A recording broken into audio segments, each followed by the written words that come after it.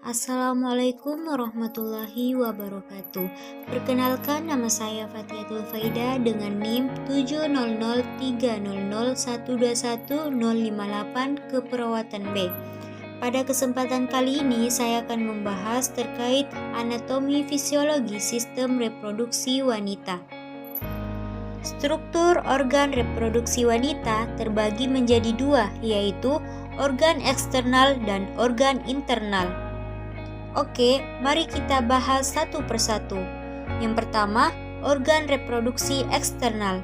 Yang akan kita bahas yaitu mons pubis, labia mayor, labia minor, klitoris, vestibulum, himen, dan perineum.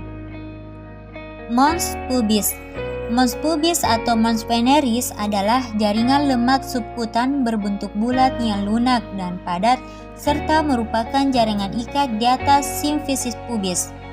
Mons pubis banyak mengandung kelenjar minyak dan ditumbuhi rambut berwarna hitam, kasar, dan ikal pada masa pubertas.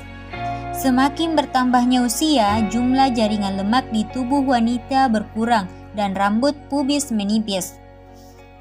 Labia mayor. Labia mayor adalah dua lipatan kulit panjang melengkung yang menutupi lemak dan jaringan ikat yang menyatu dengan mons pubis. Memanjang dari mons pubis ke arah bawah mengelilingi labia minor, berakhir di perineum pada garis tengah. Panjangnya 7-8 cm, lebar 2-3 cm, dan tebal 1-1,5 cm dan agak meruncing pada ujung bawah. Labia mayor melindungi labia minor, meatus urinarus, dan introitus vagina atau lubang vagina. Bagian ini mengandung suplai kelenjar sebasea dan banyak kelenjar keringat serta banyak mengandung pembuluh darah. Selanjutnya, labia minor. Labia minor terletak di antara dua labia mayor dan merupakan lipatan kulit yang panjang, sempit, dan tidak berambut yang memanjang ke arah bawah dari bawah klitoris dan menyatu dengan faucet. Pembuluh darah yang banyak membuat labia berwarna merah kemerahan dan memungkinkan labia minor membengkak. Bila ada stimulus emosional dan stimulus fisik, ruangan antara kedua labia minor disebut vestibulum.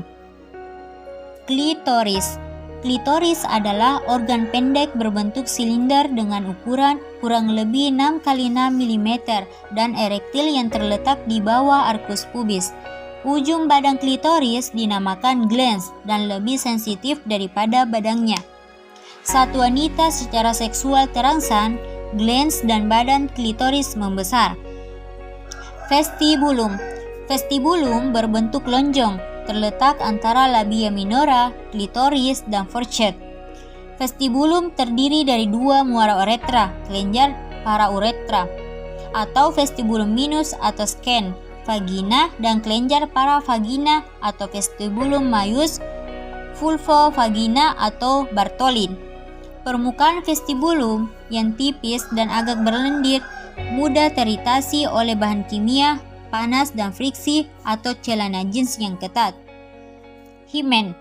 Himen adalah lipatan yang tertutup mukosa sebagian, bersifat elastis tetapi kuat dan terletak di sekitar introitus vagina. Pada wanita yang perawan, himen dapat menjadi penghalang pada pemeriksaan dalam, pada insersi tampon menstruasi atau koitus. Himen bersifat elastis sehingga dapat mudah robek. Terkadang himen menutupi seluruh orifisum yang menyebabkan himen tertutup secara abnormal. Setelah pemasangan alat, pemakaian tampon, atau melahirkan, pervaginam dapat terlihat sisa robekan himen. Yang terakhir, perineum. Perineum terdiri dari otot dan fascia urogenitalis serta diafragma pelvis. Perineum berperan untuk mengontrol proses buang air besar dan buang air kecil, menjaga aktivitas peristaltik agar tetap normal atau dengan menjaga tekanan intraabdomen dan fungsi seksual yang sehat setelah bersalin. Perineum merupakan daerah muskular yang ditutupi kulit antara introitus, vagina, dan anus. Oke, selanjutnya organ reproduksi internal yang akan kita bahas yaitu vagina, uterus, tuba fallopi, dan ovarium. Vagina. Vagina adalah penghubung antara genitalia eksterna dengan genitalia interna. Vagina berukuran di depan 6,5 cm dan di belakang 9,5 cm. Pada puncak vagina terdapat bagian yang menonjol dari leher rahim disebut porsio. Epitel vagina merupakan epitel squamosa dalam beberapa lapisan yang tidak mengandung kelenjar akan tetapi mengadakan transudasi. Dinding belakang vagina lebih panjang dan membentuk fornix posterior, fornix lateralis sinistra, dan fornix lateralis dextra. Uterus. Uterus berbentuk seperti buah alpukat atau buah pir yang sedikit gepeng. Terletak dalam rongga pelvis di antara rektum dan kandung kemih. Panjang uterus 7-7,5 cm, lebar 5 cm, dan tebal 2,5 cm. Uterus pada wanita dewasa terletak di sumbu tulang panggul dalam posisi anteversiofleksi, membentuk sudut dengan vagina. Korpus uteri ke arah dengan membentuk sudut 120-130 derajat dengan serviks uteri. Uterus terdiri dari 3 bagian. Yang pertama, fundus uteri atau dasar rahim ditutupi oleh peritoneum atau berhubungan dengan fascies vesicalis dan permukaan internalis. Kedua, korpus uteri. Di dalamnya terdapat rongga atau kafum uteri yang membuka keluar melalui saluran conalis cervicalis. Bagian ini merupakan tempat berkembangnya janin. Ketiga, serviks uteri merupakan bagian uterus yang menyempit, berbentuk kerucut dengan apeks yang menjurus ke bawah dan ke belakang dan sedikit lebar di pertengahan. Serviks dibagi atas 2 bagian, porsio supravaginali dan porsio vaginalis. Tuba fallopi. Tuba fallopi terdiri dari yang pertama, pars interstitialis, yaitu bagian tuba yang terdapat di dalam uterus. Kedua, pars ismica, bagian yang sempit pada sudut antara uterus dan tuba.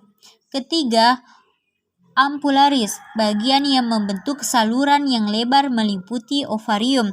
Keempat, infundibulum, bagian ujung tuba yang terbuka mempunyai umbul yang disebut fimbrae, melekat pada ovarium untuk menangkap telur yang dilepas oleh ovarium menuju tuba.